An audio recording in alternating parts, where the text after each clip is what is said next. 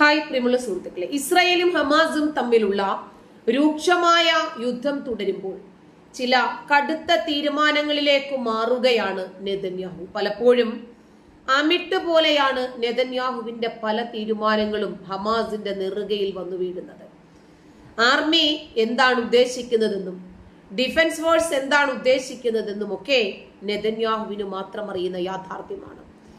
ബന്ധികളുടെ ബന്ധുക്കൾ വലിയ രൂപത്തിൽ ഇസ്രായേലിനകത്ത് തന്നെ നെതന്യാഹുവിനെതിരെ പ്രതിഷേധങ്ങൾ സംഘടിപ്പിക്കുകയും പ്രതിഷേധ യോഗങ്ങളും അതുപോലെ ശക്തമായ രൂപത്തിലുള്ള വിമർശനങ്ങളുമായി മുന്നോട്ട് പോകുമ്പോൾ ഏതാനും ചില ബന്ദികളുടെ ജീവൻ മാത്രം പരിഗണിച്ചു മുന്നോട്ട് പോയാൽ രാജ്യം നഷ്ടപ്പെടും എന്ന രൂപത്തിലാണ് നെതന്യാഹുവിന്റെ പ്രതികരണം. എന്നാൽ ബന്ദികളുടെ ജീവന് പ്രാധാന്യം നൽകുന്നില്ല എന്നല്ല അതിന്റെ അർത്ഥം.